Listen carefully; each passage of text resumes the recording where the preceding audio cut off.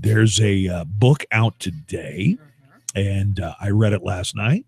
That's right. I read it before it came out because I'm kind of like a media personality, and I get to read them before. Oh, that special celeb treatment there. It's called You Blew It, an awkward look at the many ways in which you've already ruined your life by the very funny Josh Gondelman, who is a writer for Last Week Tonight with John Oliver, a show I love. Hi, Josh. Hello. Good morning. Was that all right as an intro? I do love Last Week Tonight with John Oliver. Thank you. That's a beautiful intro, and I appreciate that very much. I would also kick in that I co-wrote it with the very funny Joe Berkowitz, who's a writer for Fast Company. I feel like because I write for a TV show that people sometimes watch,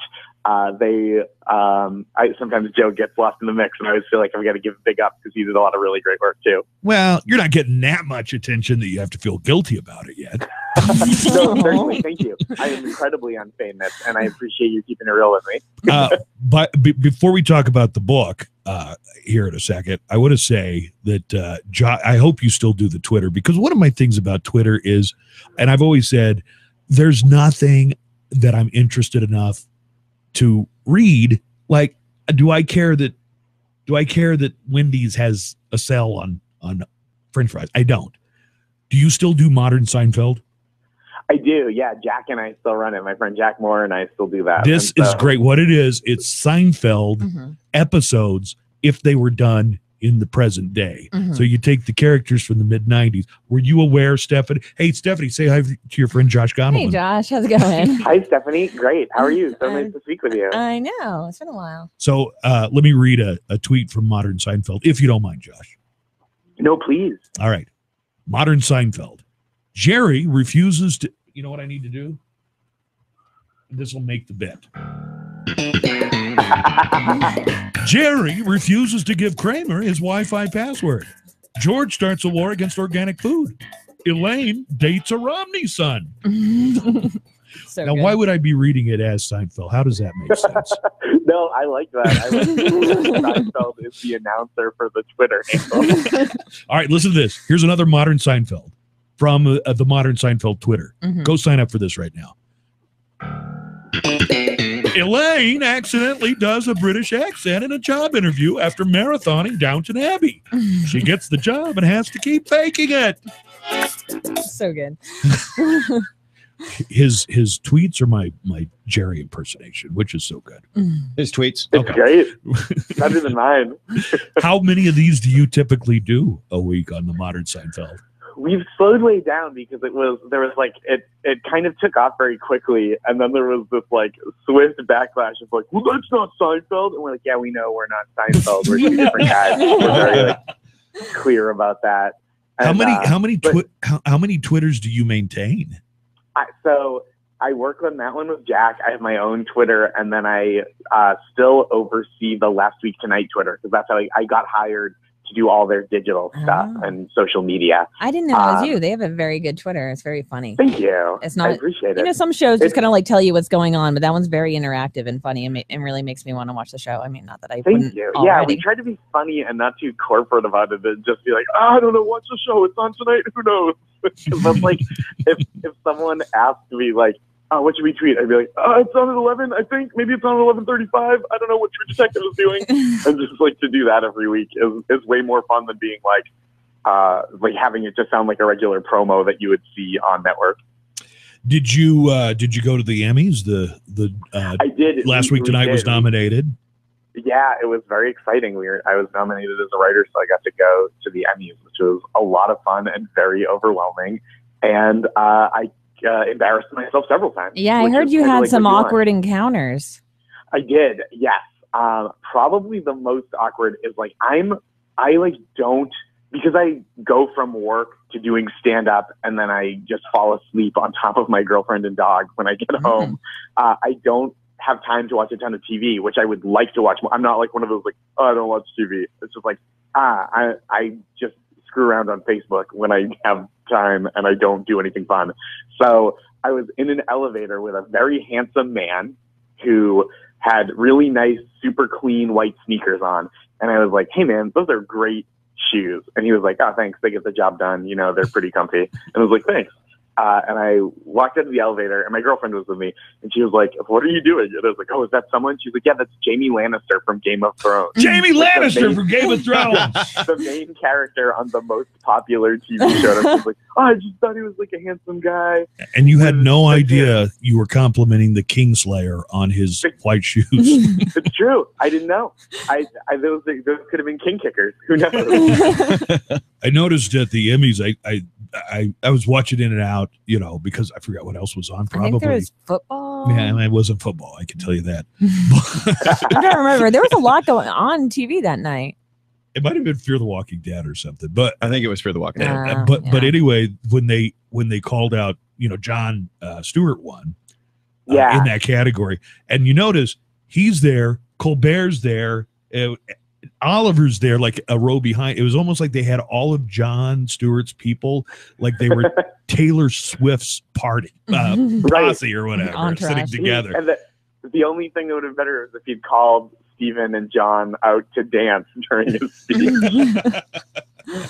Do you recall the first time one of your jokes was used on the show as a writer for Last Week Tonight? The first time, I don't. Was it not a thing that would stick with you, or would it? It doesn't always. Just because now there's just so many, because we create so much material to hone down to 30 minutes.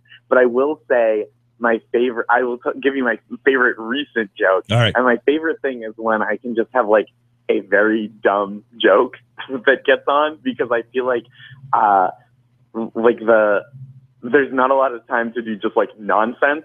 So I got a joke on where about the app People that was like Yelp for people. Mm-hmm. I wrote a joke that was about an app called Peeble that's Yelp just for Mario Van Peebles, where Mario Van Peebles, the actor and director, reviews you, and it's so phenomenally just like nonsense. And when they were like, "Yeah, we'll say that on TV," I was like, "Well, great." That is, I feel like I have to retire on top of it. Now, when you write the Mario Van Peebles joke, do you then, it's like, "All right, Josh, go find an image that we can use, because when John talks about it, we're going to have an image of Mario Van Peebles"? No, there's there's somebody somebody else that does it. Fortunately, I get to send someone else on that wild goose chase. Thank God. That's what Stephanie's job title is, goose chaser. Here, like, she does all my goose chasing.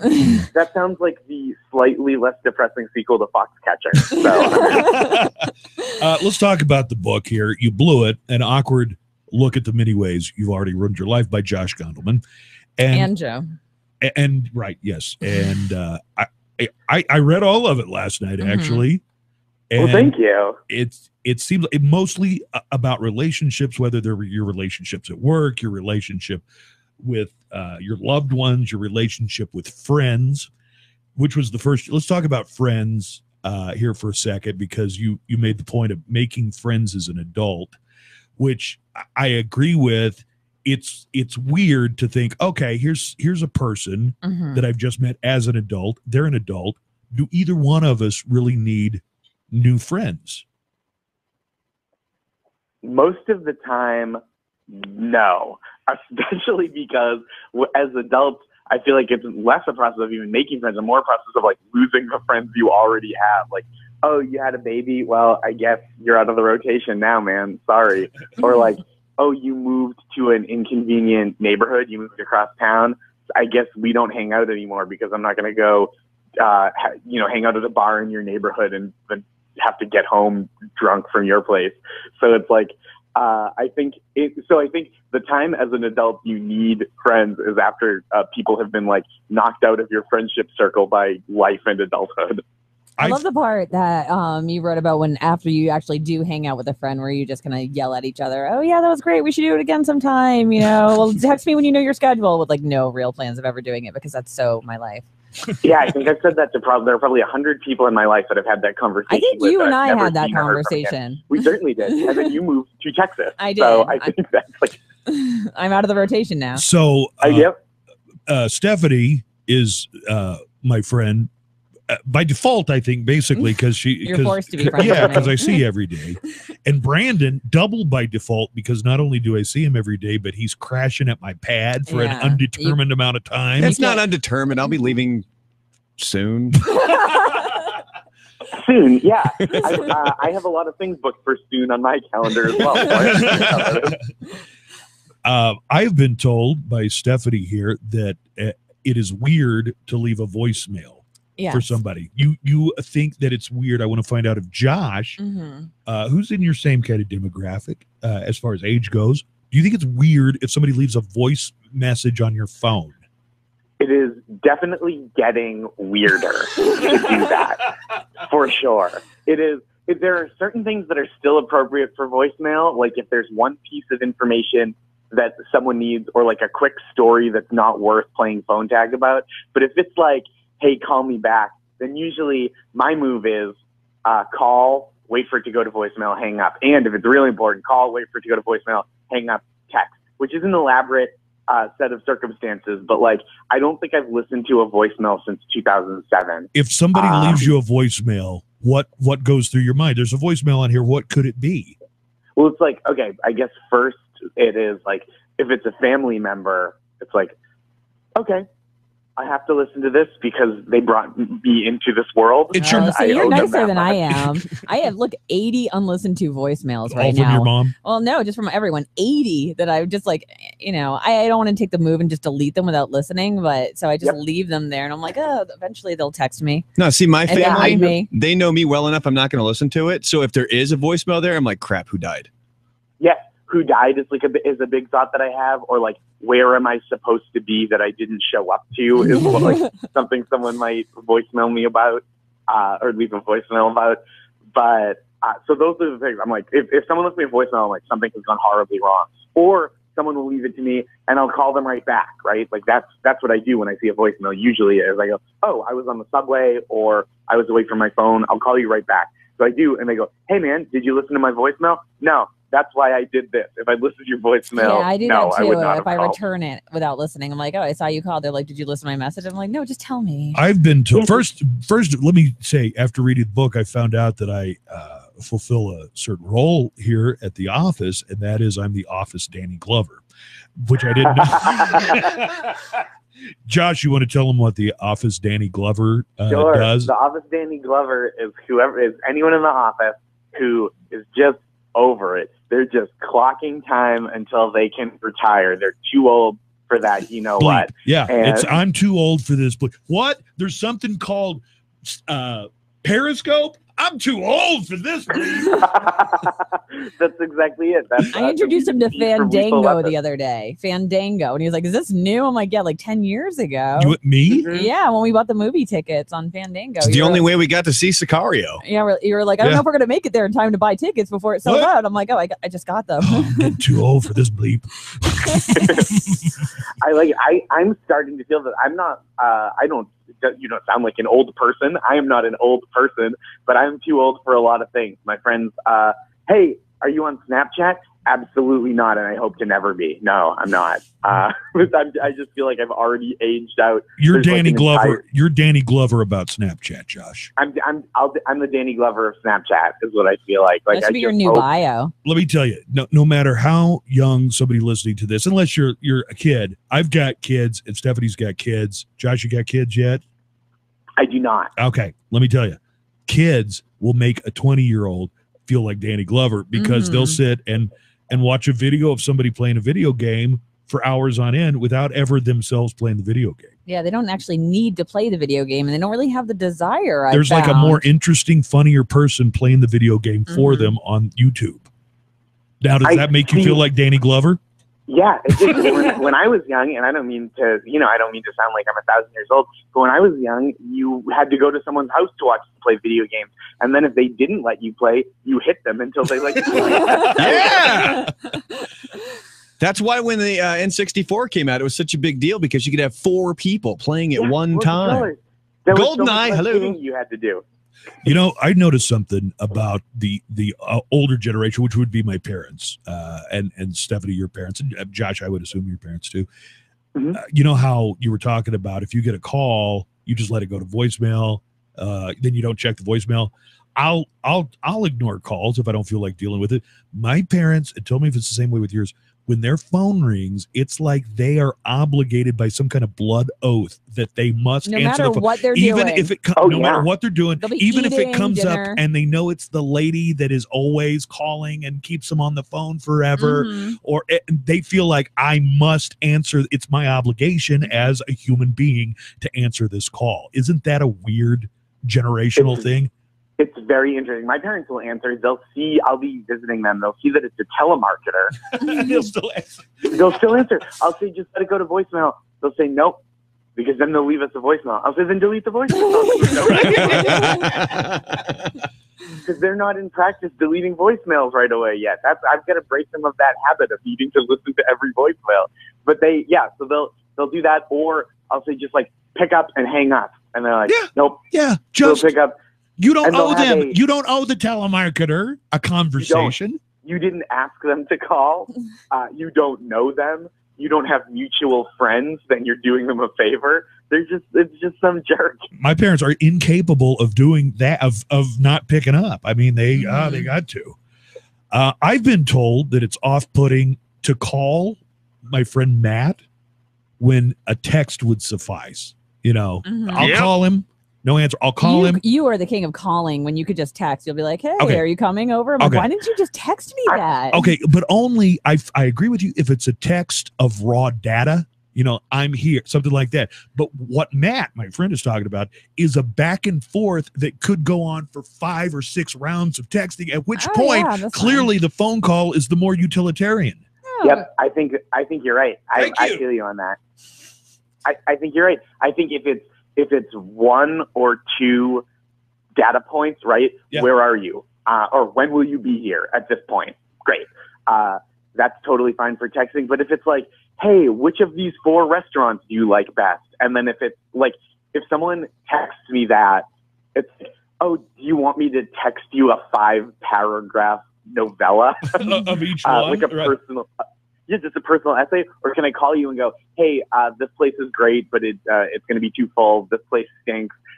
This place I was just at last night. Let's go to place number 4. Like that. See, that was a nice short text, though. That seems like it could have been a text to me. That's a phone call. No, that's a phone call. Nothing is a phone call. Which is shorter? Which gets to the point quicker, right? That's the way that you handle it. Which makes me not have to have human interaction. Okay. Sure. See, I kind of like that too. That's why I go with text. I just don't like talking on the phone. All right. Yeah, let's talk about relationships for a second. Josh Gondelman, his book is out. You blew it. I'm going to say that as shorthand. There's a longer title. Sure. I mostly call it. It took me I think just 2 weeks ago, I learned the full title of my own book. Right. So look for it today. Hugging. It seems like everybody younger than me is perfect. That's the way you hug it out with people, whether you're close family members, whether you are just meeting for the first time. I've noticed guys older than me, if I go in for the hug first, guys older than me and also my friends from England are clearly averse to the hugging on that level. Yes. I feel like young people hug more for sure. That used to be kind of a European thing more than anything else, didn't it? I guess it is like continental European. Yeah, continental, from the continent, sure. That sounds so pretentious to be like, oh yeah, where did you learn to hug? Well, I was at the Sorbonne for several semesters. But yeah, I think it's young. I think it's European. I think it's like there's it's just like and there are different hugs, and they're all wrong if it's the wrong person. I always think it's weird when someone goes to hug me when I first meet them. When they like, oh, nice to meet you, and they come in with a hug. That's off-putting to me. That's kind of creepy. Yeah, that happens a lot. Maybe because I'm a girl, but it's usually that happens way more to women than it does to men. I've never had just a friend introduce me to her boyfriend, and he's like, "Come on, bro, let's bring this in." Do you know what the old-fashioned rules on handshaking are when it's a man meeting a woman? The man does not extend his hand. He waits. This is like the old Miss Manners version. He shakes hands if the lady extends her hand. I wonder if the same would apply for hug. You don't go into a hug unless it looks like the woman goes into the hug first. That seems like a perfect. rule, especially if you're just like a big man. You don't want to just be wrapping yourself around somebody. Come here, you. Get in here. Right. Just kicking them up and swinging them around like a monster. One other point from the book. I encourage you to read it. I think it's a great book that you can knock out in a week, maybe. Yeah, we'll put the link up on the KLAQ. Josh Gondelman. And your partner there, Josh, doesn't get as much credit as you is. Joe Berkowitz. You blew it. The question used to be, how long do you wait to call if you're interested in somebody romantically? 6 days, like they say in Swingers? A week? 5 days? What is it? It's a trick question. Now in 2015, here's Josh Gondelman to tell you the answer. Never call. Never call. You never call. No, what do you do? You don't call. That is the biggest update from Swingers. You don't call. You text. You text, right? You text. If someone Text called me, I'd be like, ooh, no. What's wrong with this person calling me to communicate? It's like stalker status. I had a guy call me who I'd gone on several dates with, and I think I just answered the phone and said, you're calling me. Right. I was like so confused, or maybe I didn't answer, and they called back, and I was like, is there an emergency? I got to tell you, I'm a single guy, but I think I've shot myself in the foot a few times because I didn't know the rules changed. Well, I mean, it's only if you're going for the younger ladies, I guess. You know me. Yeah, I do. I think if you went on one date with someone and they called you the next day, my first thought would be like, I guess I should get tested. That's what this phone call is. Very good. This has been great. I've enjoyed the interview as much as I enjoyed the book. So Thank you. Josh Gondelman, you blew it. Josh is also a stand-up comedian. Let's try and get him down here quickly so he can come see us. All right. Thank you, Josh. And we love Last Week Tonight, which you write for. We really do. Thank you so much. It's been a pleasure speaking with you, and I appreciate the kind words. All right. Thank you, Josh.